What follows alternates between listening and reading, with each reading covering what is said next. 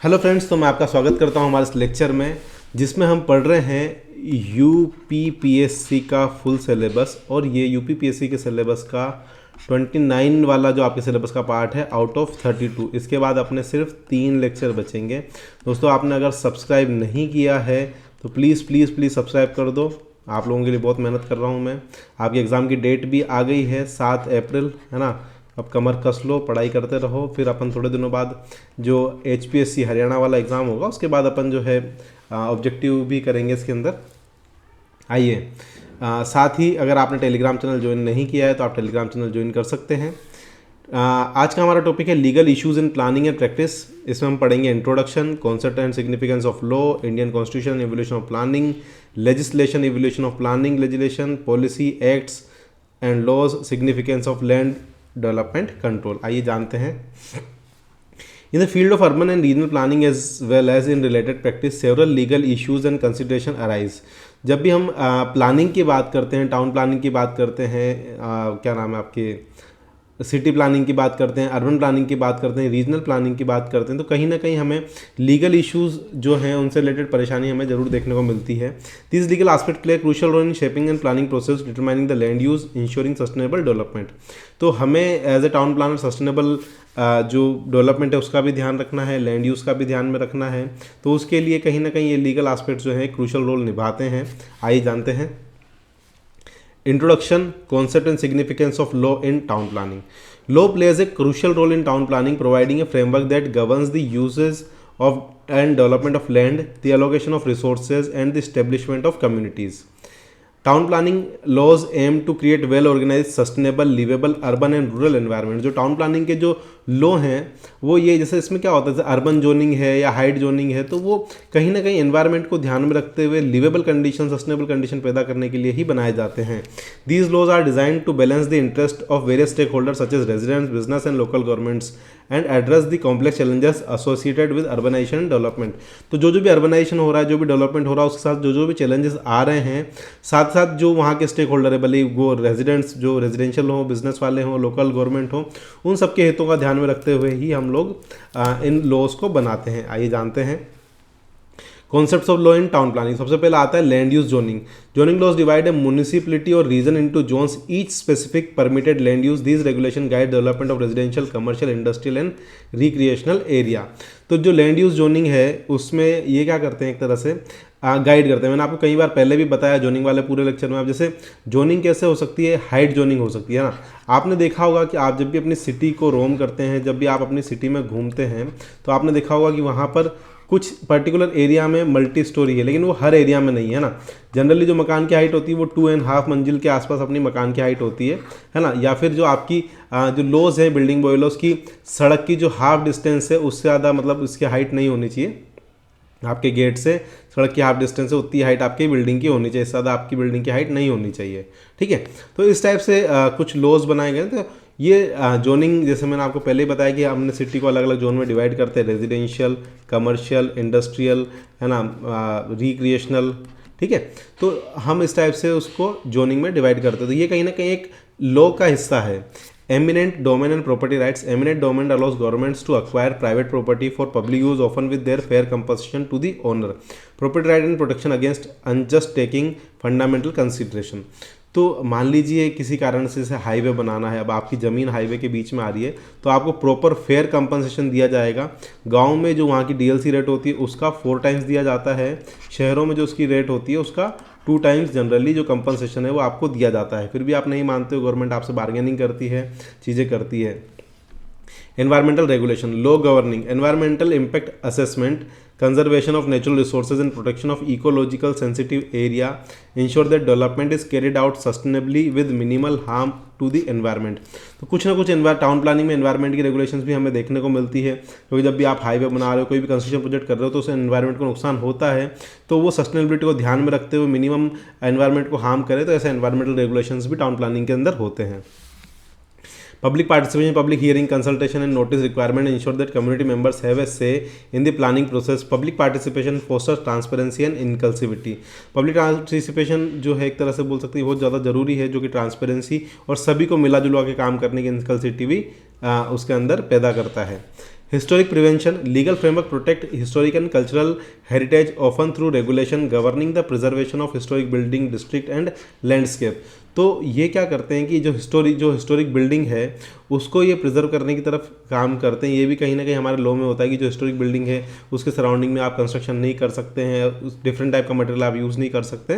तो इसके लिए भी हम एक लीगल फ्रेमवर्क हमारा जनरली लॉ होता है।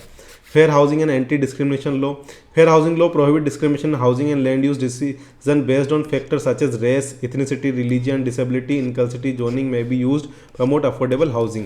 तो जो एक हाउसिंग स्कीम गवर्नमेंट की तरफ से आपकी सिटी में अगर प्रोवाइड की गई है तो वहाँ पर कहीं ना कहीं जो है एक फेयर हाउसिंग हमें देखने को मिलती है। डिस्क्रिमिनेशन नहीं होना चाहिए, भले वो किसी भी समाज का हो, किसी भी पंथ का हो, सभी को ज़मीन अलॉट की जाएगी, है ना। Infrastructure and utilities, easement right of the way and regulation related to the infrastructure and utilities ensure the proper functioning of essential services such as road, water supply and sewage system।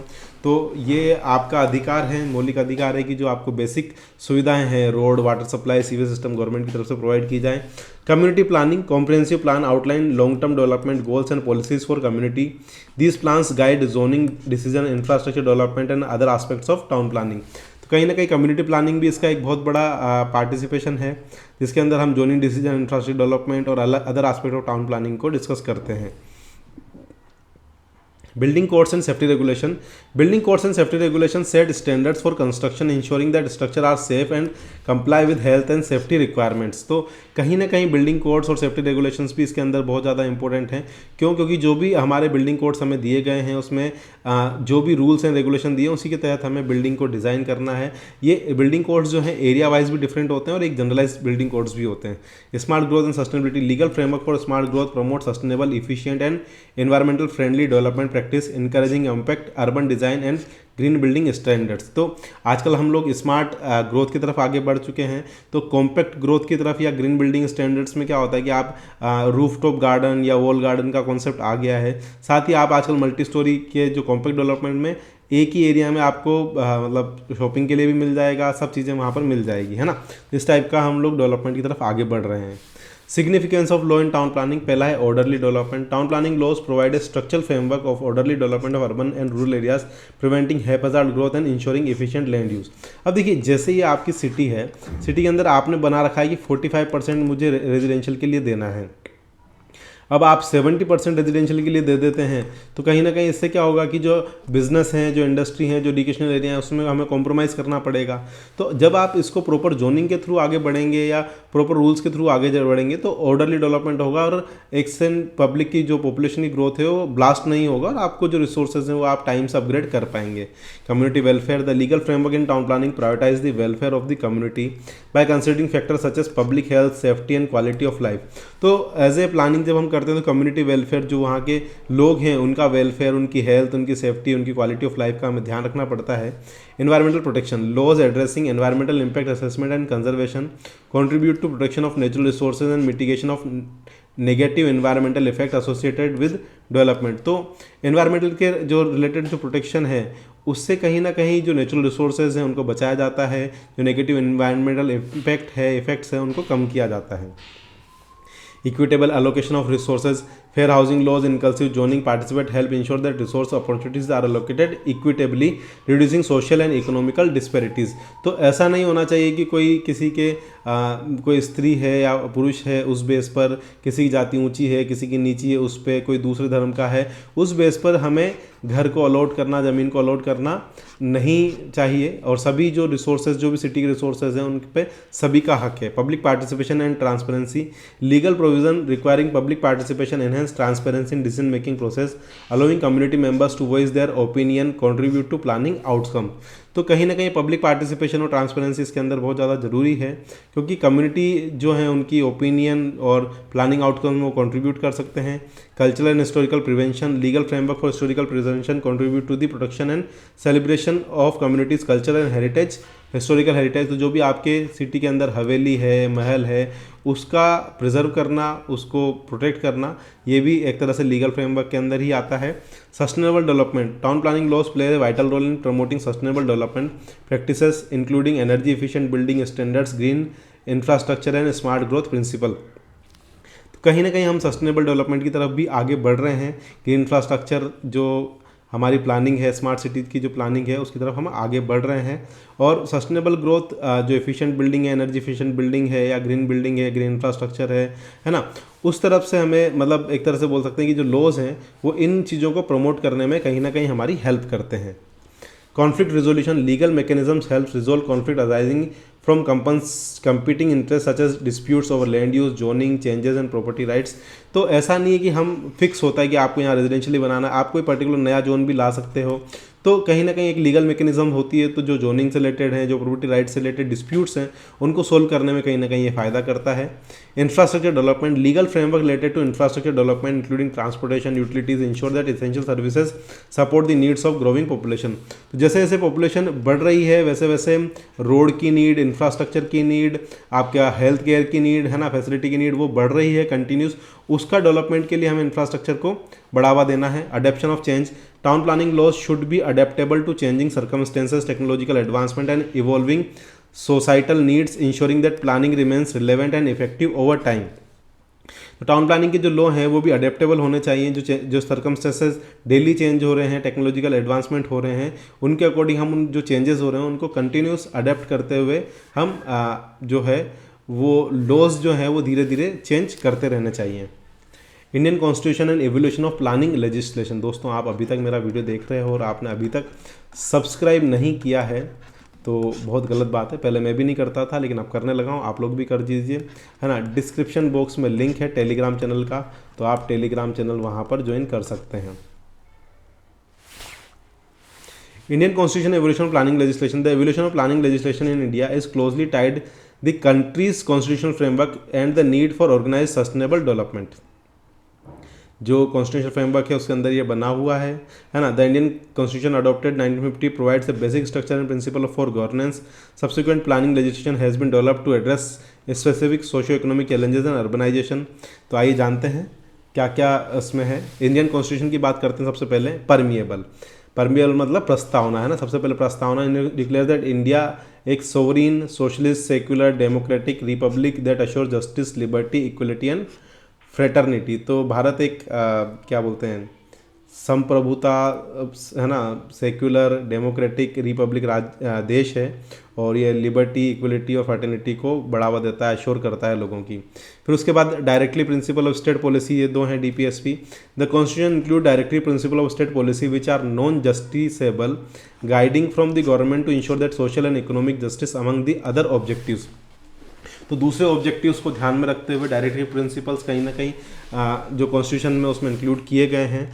फिर सभी दोनों के जो लोग India के अंदर रह रहे हैं उनके कुछ फंडामेंटल राइट्स होते हैं, like right of equality, freedom, protection of life, personal liberty, है ना। ये कुछ इसेंशियल गारंटी, ये जो फंडामेंटल राइट हैं ये सबके अधिकार हैं, मौलिक अधिकार है। स्वतंत्रता का अधिकार, है ना, स्पीच का अधिकार। Federal structure, the constitution establish A federal structure with the division of powers between central government and the states outlining the subject on which each can legislate. तो हमारा जो सिस्टम है वो फेडरल सिस्टम है जो कि डिवाइड होता है। जैसे हमारा क्या है, सबसे पहले सेंट्रल गवर्नमेंट है, मोदी गवर्नमेंट, और हर एक स्टेट की अलग गवर्नमेंट है ना। तो वो डिपेंड करता है, ऐसे अलग अलग राज्यों को भी वो ताकत देता है। Evolution of planning legislation, the first 5 year plan. सबसे पहले प्लानिंग लेजिस्लेशन में सबसे पहला जो 5 ईयर प्लान आया, आपसे पूछा जा सकता है 1951 से 1956 में। कब आया? 1951 से 1956 में पहला पंचवर्षीय योजना है। The planning commission was establish 1950 to formulate plans. The first plan focused on agriculture, community development and basic industries. तो पहला जो प्लान था वो बेसिक इंडस्ट्री को डेवलप करने में, एग्रीकल्चर को डेवलपमेंट और कम्युनिटी डेवलपमेंट में था। Planning Commission, the Planning Commission played a crucial role in formulating the implementing development plan until its dissolution। तो प्लानिंग कमीशन ने पूरा 1950 से लेकर 2014 तक बहुत अच्छा काम किया। उसके बाद इसका डिसोल्यूशन हो गया किसमें? नीति आयोग में, है ना। नीति आयोग में हो गया इसका डिसोल्यूशन, ठीक है। Constitutional amendments, the 42 amendment in 1976 added the term planned development to permeable, emphasizing the commitment to planned economic development। तो 42वां जो संविधान संशोधन हुआ 1976 में, उसके अंदर प्लान्ड डेवलपमेंट वर्ड को भी जोड़ा गया प्रस्तावना में, जो कि प्लान्ड इकोनॉमिक डेवलपमेंट को एम्फेसाइज करता है। National Development Council NDC. NDC was established to strengthen and mobilize the efforts of states and centered in promoting balanced development. तो कहीं ना कहीं एनडीसी की स्थापना की गई जो कि स्टेट और सेंटर के बीच में एक बैलेंस डेवलपमेंट को प्रमोट करती है। Urban and regional planning, over time the focus of planning legislation expanded to include urban and regional planning. Various acts were enacted to address urbanization challenges such as town and country planning acts in different states. तो कहीं ना कहीं अलग अलग states के अलग अलग town and country planning, जैसे महाराष्ट्र का सबसे फेमस है, मद्रास का सबसे फेमस है ना। तो इस टाइप से कुछ एक्ट हैं।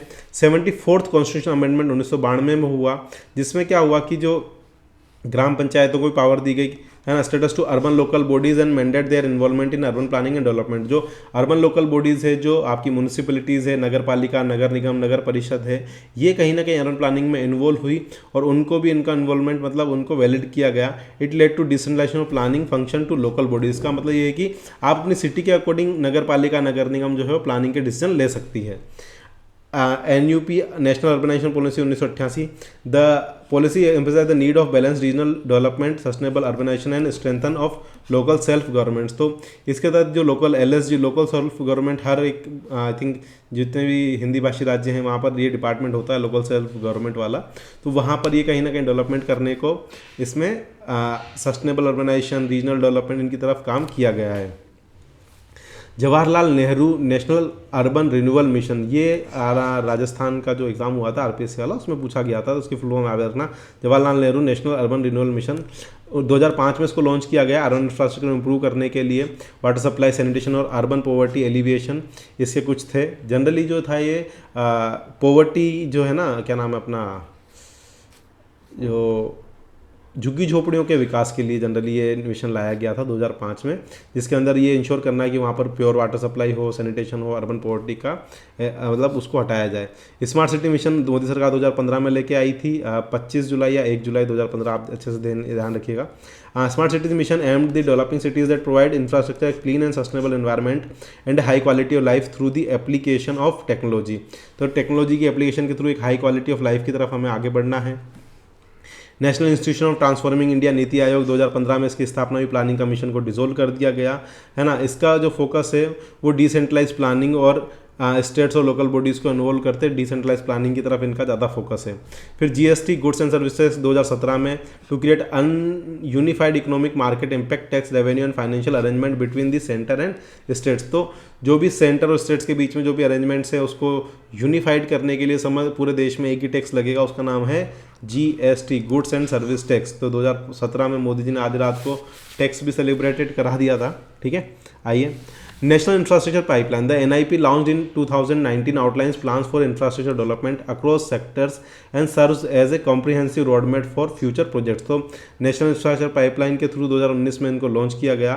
जो फ्यूचर प्रोजेक्ट्स हैं, जो इंफ्रास्ट्रक्चर, स्पेशली इनका जो फोकस है वो इंफ्रास्ट्रक्चर पे है, हाईवे, ब्रिज, पुल बनाना, नदी पे ओवर ब्रिज बनाना है ना, बड़े बड़े बिल्डिंग्स बनाना, उनके ऊपर फोकस है। Spatial planning and regional development, recent emphasis has been on spatial planning and regional development to address challenges such as rapid urbanisation, environmentally sustainability, regional imbalance. तो कहीं ना कहीं स्पेशल प्लानिंग जो है, regional development, recent emphasis has been spatial planning and regional development to address challenges such as rapid urbanisation, environmental sustainability और regional imbalance को balance करने के लिए एक स्पेशल प्लानिंग और रीजनल डेवलपमेंट को भी बढ़ावा दिया जा रहा है। Repeal the planning legislation, in the recent years there has been a move away from centralise planning with the repeal of planning commission and greater emphasis on cooperative federalism.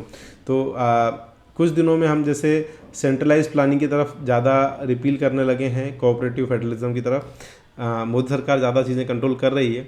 The evolution of planning legislation in India reflects the changing economic, social and political landscape. The shift from centralised planning approach to decentralised participatory models reflect the need for flexibility and adaptability in addressing diverse challenges across the country. The ongoing evolution is marked by focus on sustainability, inclusivity, leveraging technology for efficient urban and regional planning। तो कहीं ना कहीं planning legislation मतलब उनको legalise करने के कारण क्या है कि इकोनॉमिक, सोशल और पॉलिटिकल लैंडस्केप पे वो चेंज हो रही है। सेंट्रलाइज प्लानिंग से डिसेंट्रलाइज अप्रोच को हम अपनाने लगे हैं, बहुत सारे इसमें चैलेंजेस आ रहे हैं, अडॉप्ट करते हुए हम आगे बढ़ रहे हैं। सस्टेनेबिलिटी की तरफ हमें ध्यान देना है। Evolution of planning legislation, policy, acts and laws. दोस्तों आप अभी तक मेरा वीडियो देख रहे हैं और आपने अभी तक सब्सक्राइब नहीं किया है तो बहुत गलत बात है। डिस्क्रिप्शन बॉक्स में टेलीग्राम चैनल का लिंक है, वहाँ पर जाके टेलीग्राम चैनल ज्वाइन करना है, सब्सक्राइब करना है। Evolution planning legislation policy acts and laws. The evolution of planning legislation policies acts and laws reflect the changing priorities challenges and approaches to the government and development in various countries. अलग अलग देशों में जो government की क्या क्या priority होती है उसको ये शो करता है, कैसे कैसे प्लानिंग लेजिस्लेशन का एवोल्यूशन हुआ। आइए जानते हैं। पहला है अर्ली प्लानिंग लेजिस्लेशन। 19वीं शताब्दी में many countries enacted urban act to address challenges associated with rapid urbanisation and industrialisation. 19वीं शताब्दी में मेनली जो इंडस्ट्रियलाइजेशन चालू हुआ वो सबसे पहले चालू हुआ 19वीं शताब्दी में। These acts often focused on public health, sanitation and housing. तो इनका जो मेजरली फोकस था, जो एक्ट्स थे बनाए गए अर्बन एक्ट, उनका मेजर फोकस था पब्लिक हेल्थ पर, सैनिटेशन पे, हाउसिंग पे, क्योंकि वहाँ पर उस टाइम पे क्या हुआ कि इंडस्ट्री जो है बहुत तेज़ी से वो डेवलप होने लग गई थी, है ना। इंडस्ट्रियलाइजेशन का ही ये जमाना था। Early mid century town planning acts, जो 1950 के आसपास टाउन प्लानिंग एक्ट आने लग गए, है ना, to regulate land use, control development, ensure orderly growth of urban area. तब तक लोगों को समझने लगी कि प्लानिंग भी एक चीज़ होती है, ऑर्डरली ग्रोथ होना चाहिए, नहीं तो ब्लास्ट हो जाएगा तो सिटी बर्बाद हो जाएगी, पॉपुलेशन बहुत बढ़ जाएगी। तो कहीं ना कहीं टाउन प्लानिंग एक्ट उस टाइम पर आने लगे। Comprehensive planning. The mid 20th century so the emergence of comprehensive planning approaches emphasising long term vision, zoning regulation and infrastructure planning. जब मिड 20th सेंचुरी आई तो उन्होंने कॉम्प्रिहेंसिव प्लानिंग, पूरा सबको एक मिला के प्लान करना, पूरी सिटी को, पूरे एरिया को, पूरे रीजन को मिला के प्लान करना, ताकि लॉन्ग टर्म विजन से काम करने की तरफ ध्यान दिया। Post war reconstruction after world war second, many countries face the need for reconstruction and redevelopment. Planning legislation focused on rebuilding infrastructure and housing. तो सेकंड वर्ल्ड वॉर जो 1934 के आसपास, जो 34-38 जो हुई थी, उसके बाद सारा का सारा जो फोकस है वो हाउसिंग और इंफ्रास्ट्रक्चर को रीबिल्ड करने की तरफ गया। Green belt and preservation. Green belts and preservation acts were introduce to protect open space, agriculture land and historical sites from unchecked development. जो भी हिस्टोरिकल साइट्स है, जो भी अनचेक्ड डेवलपमेंट है, उनकी तरफ प्रिजर्व करने के लिए ग्रीन बेल्ट को प्रिजर्वेशन करने के लिए एक लाया गया। 1960 से 1980 में सोशल और इकोनॉमिक प्लानिंग को बढ़ावा दिया गया। Planning legislation in the period often incorporated social and economic development goals. Government aim to address poverty, inequality and regional disparity through planning. तो प्लानिंग के थ्रू गवर्नमेंट को एड्रेस करना था कि वहाँ की गरीबी को हटाया जाए, जो लोगों के बीच में इनइक्वलिटी उसको हटाया जाए, रीजनल डिस्पैरिटीज़ को हटाया जाए, है ना। तो कहीं ना कहीं सोशल और इकोनॉमिक प्लानिंग 1960 के 1980 के बीच में हमें देखने को मिली। Environmental legislation. Environmental concerns gained prominence leading to introduction laws regulating environmental impact assessment and conservation. तो कहीं ना कहीं इन्वायरमेंटल इम्पैक्ट असेसमेंट, कंजर्वेशन हमें देखने को मिला। इन्वायरमेंटल कंसर्न जो थे, प्रोमिनेंस, एक बहुत बड़ा मतलब कंसर्न जो है उन्होंने मतलब अपनी तरफ ध्यान खींचा। तो उससे कहीं ना कहीं जो है वाटर कंजर्वेशन, एयर कंजर्वेशन, ऐसे कुछ जो एक्ट हैं वो लाए गए। Forest conservation. 1990 के बाद डिसेंट्रलाइजेशन लोकल गवर्नमेंट। 1992 में जो है वो 74th अमेंडमेंट आया था, जिसके अंदर लोकल गवर्नमेंट को जो है बढ़ावा दिया गया, पावर को उनके पास सौंपा गया। सस्टेनेबल डेवलपमेंट गोल्स 20वीं और 21वीं शताब्दी में सस्टेनेबल डेवलपमेंट गोल्स जो 17 गोल्स हैं ना, 17 गोल्स हैं, environmental sustainability, social equity and economic viability को इनकॉर्पोरेट करते हुए उनकी तरफ अभी हमारा फोकस है। भुखमरी को दूर करना है, एनवायरमेंट को बचाना है। Digital planning. The integration of digital technologies in planning became more prominent. Geographic information system, smart city initiative and online planning tools influence legislation. कहीं ना कहीं डिजिटल प्लानिंग भी आज के ज़माने में बहुत ज़्यादा बढ़ गई है। GIS का हम लोग यूज़ करने लगे हैं, स्मार्ट सिटी इनिशिएटिव बढ़ाए गए हैं, ऑनलाइन प्लानिंग टूल्स जो हैं उन्होंने कहीं ना कहीं लेजिस्लेशन को इन्फ्लुएंस किया है। Public private partnership. Planning legislation involve to facilitate public partnership in development projects, encouraging private sector involved in urban and infrastructure development. कहीं ना कहीं पब्लिक प्राइवेट पार्टनरशिप की वजह से जो इंफ्रास्ट्रक्चर का जो डेवलपमेंट हमें देखने को मिल रहा है आज की तारीख में, इतनी तेज़ी से जो हाईवे बन रहे हैं, इतनी तेज़ी से इंफ्रास्ट्रक्चर डेवलप हो रहा है, कहीं ना कहीं पब्लिक प्राइवेट पार्टनरशिप का ही कमाल है। Smart city and innovation district. The concept of smart cities gained momentum leading to the development of planning legislation that promote the use of technology for urban management, efficiency and citizen engagement.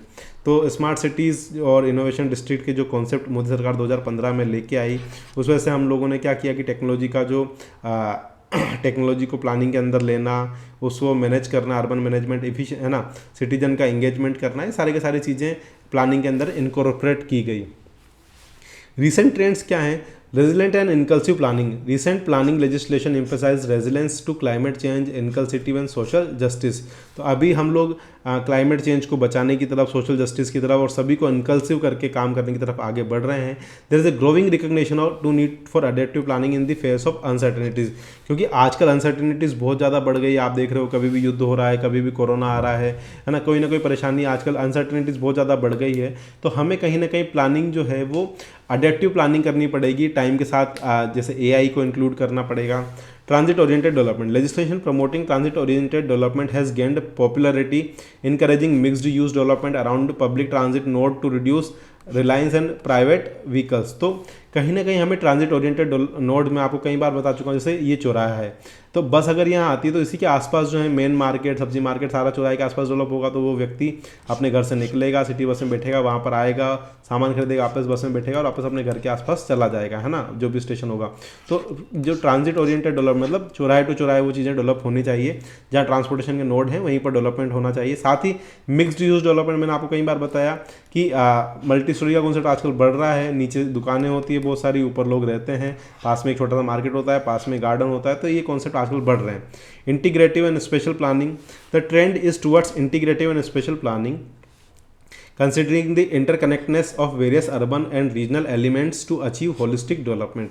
कहीं ना कहीं अगर हम special planning को एक holistic development की तरफ आगे ले जाना चाहते हैं तो हमें बोल सकते हैं कि स्पेशल प्लानिंग जो इंटरकनेक्टनेस है, जो भी अर्बन और रीजनल एलिमेंट्स हैं उनको ध्यान में रखते हुए प्लानिंग करनी चाहिए. कि एक जो डैम है उसका इस सिटी के ऊपर क्या इफेक्ट आ रहा है, तो अगर हम प्लानिंग करेंगे तो दोनों का इम्पैक्ट लेके करेंगे. ऐसा नहीं कि अभी इसके लिए तो फ़ायदा मंद हो, इसके लिए नुकसान हो जाए, तो ऐसा चीज़ें नहीं होनी चाहिए, है ना. Data governance and privacy. With the increased use of data and planning, new legislation address data governance, privacy and ethical consideration. Data के लिए गवर्नमेंट वैसे एक्ट ले भी आई है ना, कुछ 10 करोड़ रुपए का जुर्माना है ना, 10 करोड़ रुपीज़ का गवर्नमेंट ने शायद इसमें या सर्दियों में उसको पारित करवा दिया है, डाटा सेफ्टी बिल करके. तो अगर आपका डाटा किसी भी कारण से लीक होता है तो आपके ऊपर 10 करोड़ का फाइन लगेगा किसी भी कंपनी के ऊपर, है ना. Post pandemic planning. The covid pandemic has prompt consideration for more resilient and adaptable planning legislation incorporating lessons learned about remote work, public health and community resilience. तो पोस्ट पेंडेमिक जो है हेल्थ केयर स्ट्रक्चर को बढ़ावा देना, community resilience को बढ़ावा देना, है ना, जो रिमोट वर्क हैं उसको बढ़ावा देना, इसको इंक्लूड करने के हमने बहुत सारे लेसन सीखे और हम उसको ऐड भी कर रहे हैं. Biodiversity and green infrastructure. Legislation is increasingly recognising the importance of biodiversity and green infrastructure and planning. तो लेजिस्लेशन मतलब बोल सकते हैं कि प्लानिंग जो हम लॉ ला रहे हैं उसके अंदर बायोडाइवर्सिटी और इंफ्रास्ट्रक्चर को इंक्लूड करना बहुत ही ज़्यादा बोल सकते हैं कंपलसरी हो गया और इंक्रीजली धीरे धीरे रिकॉग्नाइज भी हो रहा है ना. हेल्थी और more sustainable urban environment create करने के लिए ये बहुत ज़्यादा ज़रूरी है. Significance of land development and control. दोस्तों आप अभी तक मेरा वीडियो देख रहे हैं और आपने अभी तक सब्सक्राइब अगर नहीं किया है तो प्लीज़ प्लीज़ प्लीज़ चैनल को सब्सक्राइब कर लीजिए. साथ ही अगर आपने टेलीग्राम चैनल ज्वाइन नहीं किया है, डिस्क्रिप्शन बॉक्स में लिंक है, टेलीग्राम चैनल ज्वाइन करें. Land development control is a critical aspect of urban and regional planning and its hold significance importance for various reasons. तो लैंड डेवलपमेंट कंट्रोल होना चाहिए, है ना. Effective land development control helps the building environment, manage growth and ensure sustainable and orderly development. अब आपकी city में बहुत सारी लैंड बची हुई पड़ी है ना. अब ऐसा तो नहीं कि आप सारा का सारा वहाँ पे रेजिडेंशियल आपने दे दिया, गार्डन बना दिया, कुछ भी आपने यूज़ कर लिया, तो वैसा नहीं होना चाहिए. उसका डेवलपमेंट कंट्रोल तरीके से, ताकि हम धीरे धीरे ऑर्डरली ग्रोथ करें. एक था आप बहुत ज़्यादा अपॉर्चुनिटी प्रोवाइड कर दोगे तो पॉपुलेशन का ब्लास्ट हो जाएगा और आप जो बेसिक कम्युनिटीज़ है, वाटर सप्लाई, सीवरेज सप्लाई, ये चीज़ें जो है, इलेक्ट्रिसिटी सप्लाई, ये चीज़ें आप उनको प्रोवाइड नहीं करा पाओगे और कहीं ना कहीं आपकी सिटी को ये नुकसान देखने को मिलेगा. Spatial organisation. Land development control ensure that spatial organisation of cities and region. It helps determine where different land use such as residential, commercial, industrial, recreational should be located, contributing a well organized and functional building environment. तो आपकी city में special organisation होना चाहिए कि भैया यहाँ लोग रहते हैं, ये क्लियर होना चाहिए, ये रेजिडेंशियल कॉलोनी है, ये इंडस्ट्रियल एरिया है, ये एग्रीकल्चर एरिया है, ये रिक्रिएशनल एरिया है, ये कमर्शियल एरिया है. ठीक है, तो एक वेल ऑर्गेनाइज तरीके से धीरे धीरे अपनी जो है सिटी बढ़ती रहेगी. Orderly growth and development. Land development control measures including zoning regulation and master plans promote orderly growth. They help prevent haphazard and unplanned development, minimizing the negative impact of sprawl and promoting efficient land use. तो efficient land use को बढ़ावा देने के लिए, sprawl को बढ़ावा देने के लिए कहीं ना कहीं ऑर्डरली जो ग्रोथ है ये बहुत ज़्यादा ज़रूरी है। इसके लिए मास्टर प्लान, कम्प्रिहेंसिव प्लान हम यूज़ करते हैं ताकि हम सिटी को धीरे धीरे बढ़ाते रहें। क्योंकि अचानक से आप बढ़ा दोगे तो आप पानी की सप्लाई कैसे करोगे, आप इलेक्ट्रिसिटी सप्लाई कैसे करोगे, सीवरेज सिस्टम आप कैसे डेवलप करोगे। तो उसके लिए हमें ऑर्डरली ग्रोथ करनी है, और जिसके लिए जोनिंग जो है हमें बहुत स्ट्रिक्ट तरीके से लागू करवानी है ना हमारी सिटी के अंदर। अगर हम प्लानर बन जाते हैं तो किसी को भी किसी भी एरिया में कंस्ट्रक्शन करने नहीं दिया जाएगा जब तक हम अलाउ नहीं करेंगे as a planner.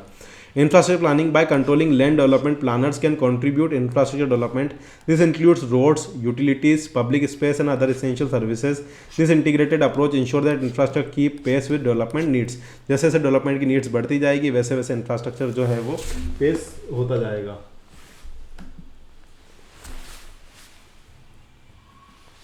Environmental protection. Land development control is crucial for protecting the environment. It helps identify and preserve ecologically sensitive area, green space, natural resource, है ना। तो जो ग्रीन स्पेसेस हैं, जो नेचुरल रिसोर्सेज हैं, जो इकोलॉजिकली सेंसिटिव एरिया हैं, उनको भी हमें प्रिवेंट करना है। वहाँ पर कोई नया टाइप का कंस्ट्रक्शन नहीं होना चाहिए, है ना। तो ये लैंड डेवलपमेंट कंट्रोल इसके अंदर बहुत ज़्यादा क्रूशियल है। Zoning regulation can prevent incorporate development in environmental fragile zones. जो भी एनवायरमेंटल फ्रेगाइल जोन है जिसे एनवायरमेंट को नुकसान हो सकता है, तो वहाँ पर हमें कहीं ना कहीं हमें इन अप्रोप्रिएट डेवलपमेंट को रेगुलेट करना पड़ेगा, उन्हें बोल सकते हैं कि रोकना पड़ेगा। Community wellbeing. Effective land development control contributes to the creation of liveable communities. Properly planned and control development can enhance residents quality of life by providing amenities, green spaces as and well connected neighbourhoods. तो अगर आप proper planning करेंगे तो जो connected well connected neighbourhood है कि जो residential है उसके पास में ही मार्केट पड़ जाए, कमर्शियल जो इंडस्ट्रियल वाला है वो थोड़ा सा उससे दूर पड़ेगा, है ना। उसको इंडस्ट्री की परेशानी सहन नहीं करनी पड़ेगी, आराम से वो मार्केट जा सकता है। साथ ही अगर आपकी ट्रांसपोर्टेशन प्लानिंग अच्छी हुई तो वो घर से निकलेगा, सिटी बस में बैठेगा, ऑटो में बैठेगा, मार्केट जाएगा, वापस आ जाएगा। उसको बहुत ज़्यादा अपने खुद के व्हीकल पर रिलायबिलिटी भी रिड्यूस करनी है। Aesthetic and cultural preservation. Control over land development helps preserve the aesthetic and cultural character of an area. Zoning regulation may include design guidelines and historic preservation measures to protect the visual and cultural heritage of a community. तो कहीं ना कहीं हम जो एक तरह से aesthetic और कल्चरल का भी प्रिजर्वेशन करना है। राजस्थान में सिटी है कोटा, है ना। अभी कोटा का जो डेवलपमेंट हुआ तो वहाँ आप देखोगे तो वहाँ कोटा स्टोन का यूज़ हुआ और सिटी जो है एक सिमिलर सी लगती है। या आपने देखा होगा बनारस में जो महाकाल लोक बना है, या उज्जैन में जो लोक बना, उज्जैन में महाकाल लोक बना है, बनारस में विश्वनाथ कॉरिडोर बना है। तो वो चीज़ें स्पेशली हमें ध्यान रखनी है। जोनिंग रेगुलेशन में include design guidelines and historic preservation measures to protect the visual and cultural heritage of community. जो भी वहाँ की कम्युनिटी रहती है उनका कल्चरल हेरिटेज उसको विजुअल करने के लिए बहुत ज़्यादा कल्चरल और एस्थेटिक प्रिजर्वेशन बहुत ज़्यादा ज़रूरी है।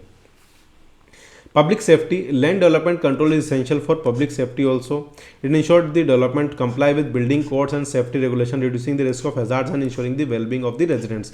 तो आपके यहाँ पर जो बिल्डिंग के कोड हैं कि आपका जैसे अर्थक्वेक जोन 1 में आता है, 2 में आता है, 3 में आता है, 4 में, 1 तो हटा दिया, 2, 3, 4 में आता है, उसके अकॉर्डिंग जो बिल्डिंग कोड कहता है उसी अकॉर्डिंग आपने अपनी बिल्डिंग डेवलप की है या नहीं की, उन सेफ्टी रेगुलेशंस का आपने ध्यान रखा है या नहीं रखा है। तो ये लैंड डेवलपमेंट कंट्रोल के अंदर आता है और इसका बहुत ज़्यादा ज़रूरी मतलब पार्ट है, ताकि क्या है कि जो कुछ भी हैज़ार्डस जो भी चीज़ है उसको रिड्यूस कर पाएँ और हम जो वहाँ लोग रह रहे हैं उनकी वेलबींग को इंश्योर कर पाएँ।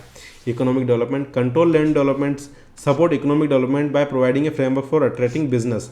अगर आपका लैंड डेवलपमेंट कंट्रोल्ड है तो वहाँ पर बिजनेस की भी लिमिटेड अपॉर्चुनिटी रहेगी, है ना, और आप अपने हिसाब से बिजनेस की नई अपॉर्चुनिटीज़ को क्रिएट कर सकते हैं, इंडस्ट्रीज़ को क्रिएट कर सकते हैं, इन्वेस्टमेंट को आप बुलावा दे सकते हैं। Zoning regulation can designate area for commercial industrial activities contributing to economic diversification. तो जोनिंग रेगुलेशंस में हम कुछ ऐसे एरिया आइडेंटिफाई कर सकते हैं जहां हम कमर्शियल इंडस्ट्रियल एक्टिविटीज़ को बढ़ावा देंगे, जो कि इकोनॉमिक डाइवर्सिफिकेशन में, जॉब क्रिएशन में वो कहीं ना कहीं एक इम्पोर्टेंट रोल जो है वो अदा करेगी।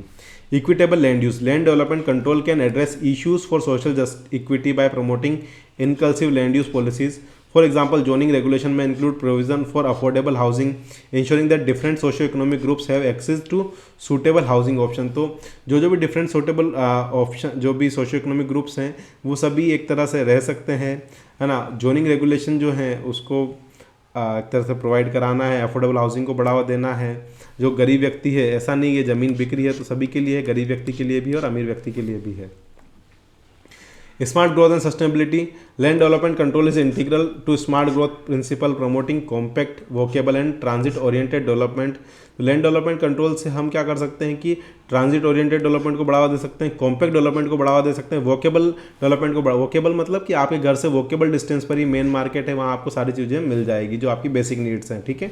It align with sustainability goals by encouraging energy efficient building, green infrastructure and eco friendly practice. तो कहीं ना कहीं green infrastructure, eco friendly practices के लिए इसको इंकरेज करना।